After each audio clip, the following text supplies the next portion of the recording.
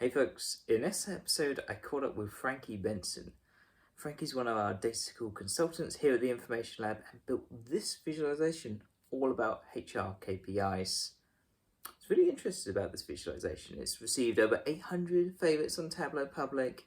It made the top 10 in the Data Superstar competition and it's full of loads of different techniques.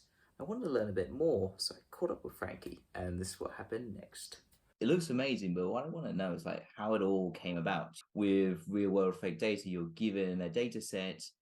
What do you do next? Are you diving into that data, or are you sort of taking a step back, thinking about what would the HR manager want to see? Can you walk me through a bit of your process?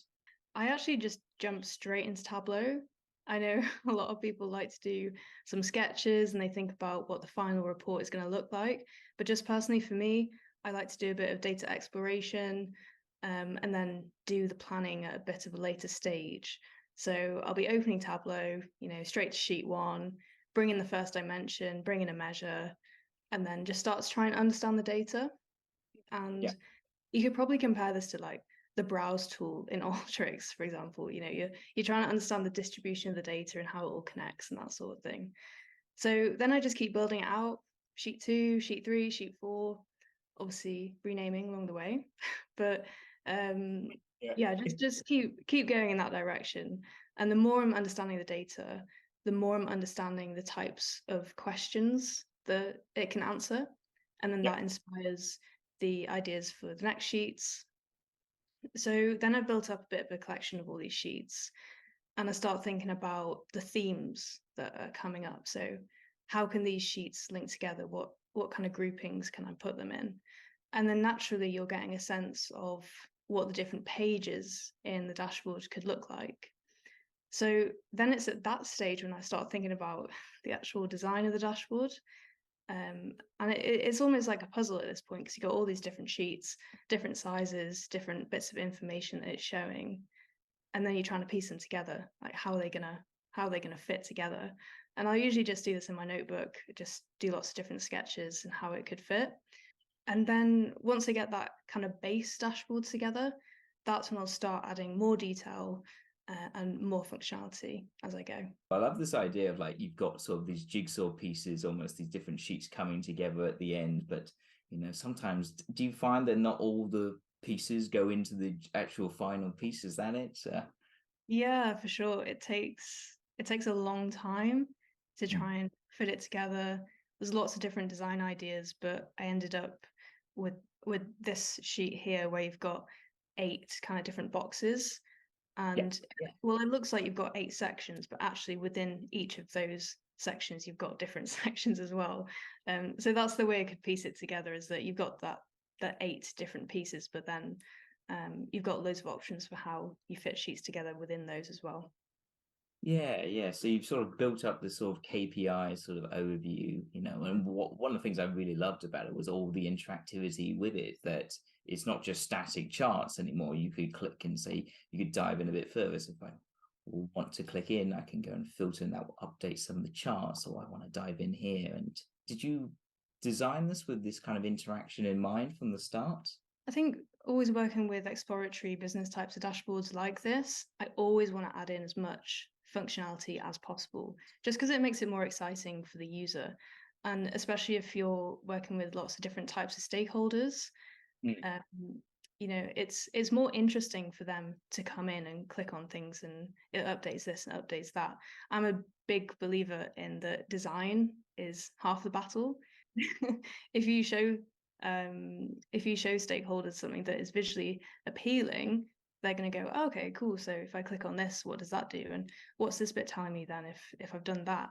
And straight away they're engaged, they're using it, they're clicking on things.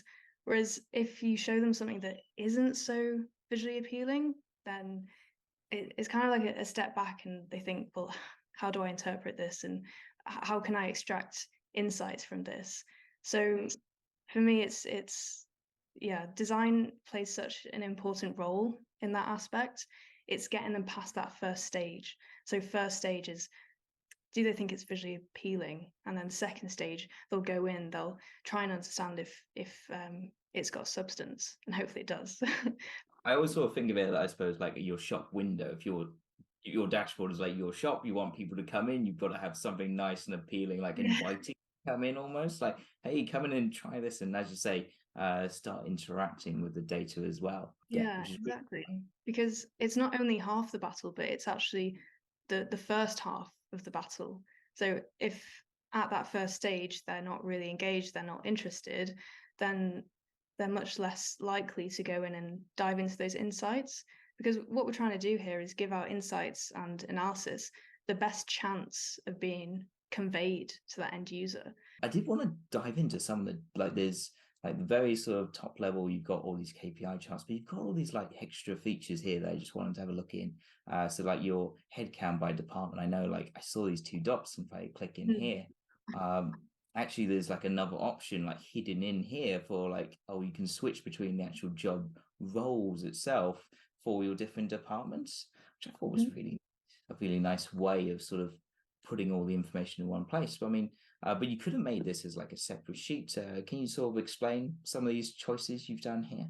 Similarly to the idea of being able to click on things and it filters the rest of the dashboard, it's that same idea but using parameters. So I could have, for example, just used a parameter at the top saying, break down into job level, yes or no. But actually, I've drawn that out into the view and made it more visual and actually created these little buttons. So in my head, if you see a button like that and then you see a grey one on the left as it is here, then you think these are two different pages that you can flick between. Yeah, it's making it more visual and more intuitive. And I do try and draw ideas from things that people are already familiar with, techniques used in websites or even social media apps, for example. I think a lot of people would know, hopefully, to click onto that second page. And in this particular um, context, we're drilling down into the data. So first of all, you're showing department. Second page, you're drilling down into job. So yes, I could have split it out into different tile, but I'm trying to show that they are together. They should be viewed together. This is the way that you can add more information without potentially like overburdening someone too much Yeah, on stage. But this is really good for like combating those different stakeholder needs, aren't they? So for someone more higher level would be interested at the department level, but for say a manager of an area, you want to know what's going on in my department. So here you've got that option to filter into those different for different departments into those different job roles, which I think is awesome way that you can take one dashboard and explain it to many different users. yeah, and you're saving space as well. Yeah. Screen real estate always at a premium, eh? So I do want to look at the other view though. So we've got all these great charts here, but now you've gone into this other tab. So here we've got the KPIs at the top, but we've got very much what I found was like this sort of Excel plus kind of view. So it's like Excel, like you had these little tiles here for your demographics, but similar to Excel that you could then go and filter the data that's being shown there, which I thought was a really nice little trick. What were some of your like thoughts in terms of building out this kind of table view? I'm glad that you've mentioned it's similar to Excel because I'm trying to make the point of I want to make this familiar to people. I want them to know, oh right, you click on that and this is the filter options. But particularly in here, I didn't want to overwhelm the user with all these different filter options. So that's why I decided to do the different arrows. And then you can just bring down demographics or just bring down the role. And that way it's not so kind of too much to see at the screen on the screen at once. It's not just a table, you've added some like visual elements in here. So we've got like bars in here, we've got like visual cues here. Could you talk about some of those a little bit? You could have just created a normal table, everything in the columns, no visual elements at all. But it's just easier for people to go and digest the data if it's got some color added, like on the right, or even got some icons in there. I know it's tiny, tiny decisions for the design, but it really does go a long way, in my opinion, to try and make the data more interpretable. So Frankie, yeah, was there anything you would want to add to this dashboard if you could? So I'd say when you're working with business dashboards, one of the first decisions you make is how it's going to work. So specifically with dates, are we going to view 1 month at a time? Are we going to view a year at a time? So in here, I've got the option to switch between year and quarter view. Yeah. But I know that a lot of the time people want to see things such as they want to choose their own custom date range, or they want to see like year to date or a few months at a time. So there's so many different ways that you can split up that data, but of course that builds a lot of complexity into the view. So I wanted to keep it fairly simple with this one, that you just choose the year and the quarter, and then in the view you're always comparing to that previous period. So if you're choosing 2020 here, then you're going to compare to 2019. Cool. Thank you for taking us through this, Frankie.